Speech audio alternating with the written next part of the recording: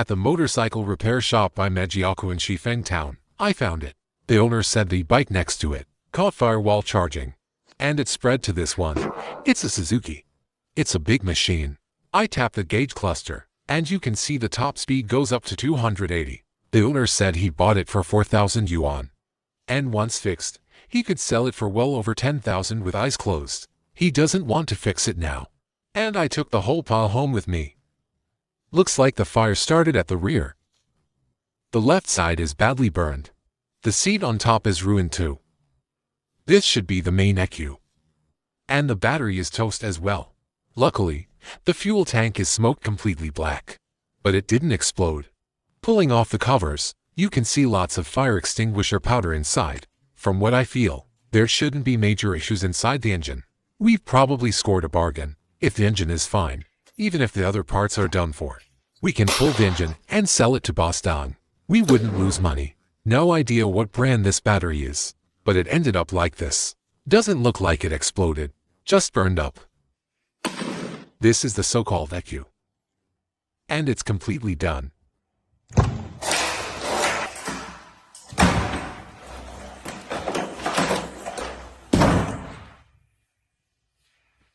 Look, the tire didn't melt through. But I don't know if this rim is still usable.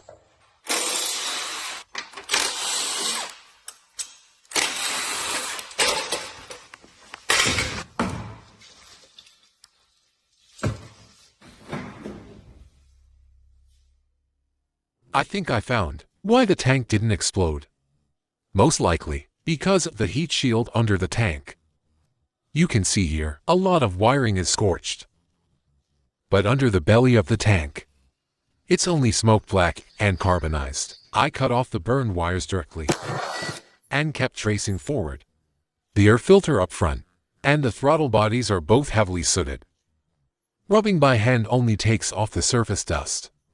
Looks like we'll need dryers to deal with it later. I removed the side covers on both sides, exposing the engine. I can confirm the engine hasn't been opened. It's original. But most of the wiring on the bike has burned down to bare copper. You can see charred, carbonized hoses everywhere, a scrapped rear tire, and the entire rear brake system destroyed. Just repairing these alone will cost 3,000 to 4,000 yuan at least. There's even a brake pedal here. Almost burned into a flat blob. Looks like we need to first figure out how to get the engine running. I'll temporarily hook up an external battery and jab the wires straight to the starter.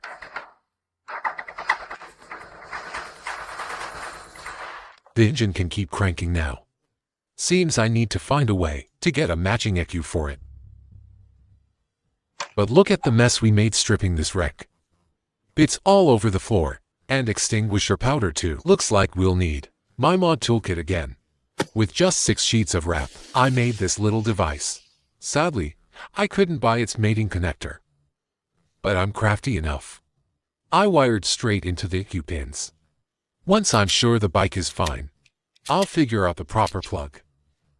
The other end, carefully, can connect back into the bike. I used heat shrink at the joints.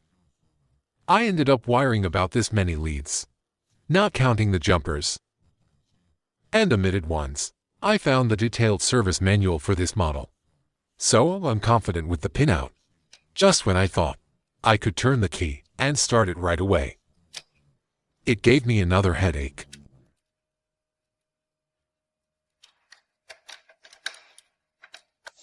Great, this key doesn't belong to this bike either. This one's on you. When we bought it, why didn't you remind me to check the key? Now I can only use my method to bypass it and remember my big grin later. If you ever lose your car key, call me and I'll rescue you.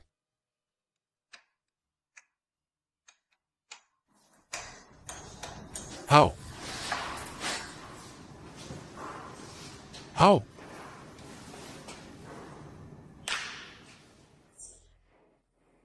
These 2 leads should have been bridged with a resistor. I twisted them directly together. False alarm, this thing catches fire fast. I didn't waste more time. I cut those wires, bypassed the section, turned the key. The dash lit up. That's settled. And no more smoke from the wiring.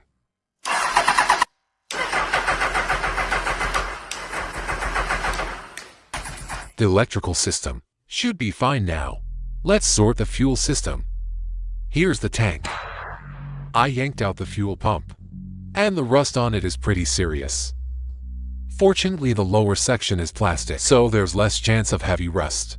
To test if the pump was good or bad, I wired power directly to the terminals. Just as I suspected, there was no response. In this situation, it's basically a pump stuck from sitting too long. Tap it with something a few times, and it'll usually come back. Confirm the pump is fine. So, I quickly reinstalled it, because I can't wait to prove to you. We picked up a real bargain. Fuel is in. Power is on. Time to try starting. Wish me luck.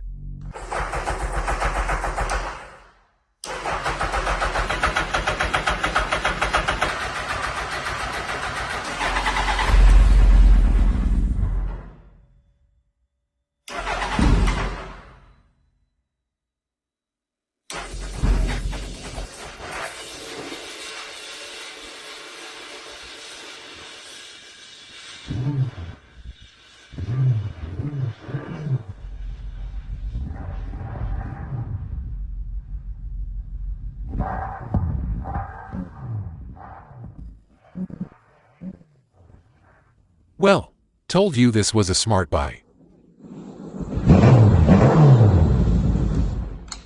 Now we'll deal with the tank. Because we can confirm the engine is perfectly fine. We can move on to the rest of the parts. Starting with the tank. I slathered on paint stripper and let it sit a while.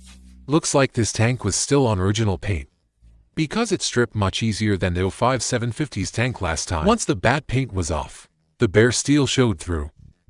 Still pretty straight. Next comes the usual routine. Spray epoxy primer for rust protection. Then a thin skim of filler to level small dents. Then a uniform mid-coat primer to even out the tone. And after that, spray the OEM blue top coat, because the tank has dark gray and light gray graphics on both sides. I did 2 stages of masking and spray. After peeling the tape, the 1-to-1 replica decals. The tank is basically done. Then a full coat of clear, and into the bait booth for high temp curing. In the end, we got this glossy, crystal clear tank. It's pure eye candy. Why whitey, a absolute classic. 3 gin of chilies. Next, I removed the charred front wheel, pulled the half-burned headlight, and this fender.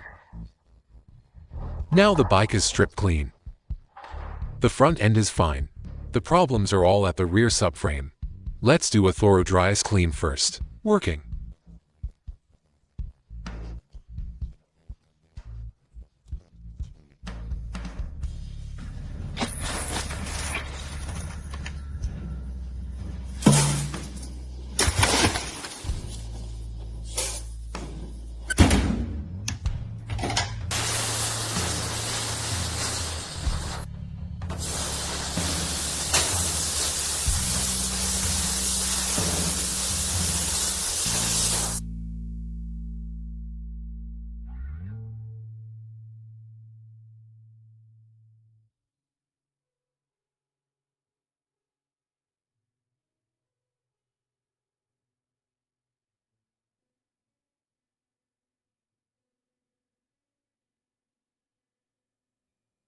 I used over 70 gin of dry ice in total to finally get this frame spotless.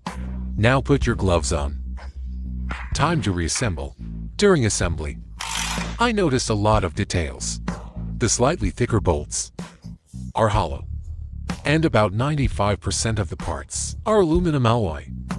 I also bought all the burned exterior panels from overseas, and the price was painfully high.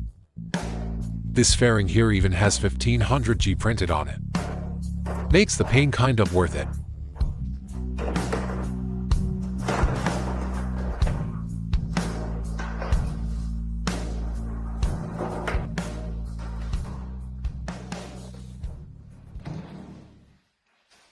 Once the seat went on, this land aircraft from 23 years ago, the 2005 model, was fully restored. It looks just like the factory poster back then. Only now it carries a lot more stories. Come on, let's go for a test ride.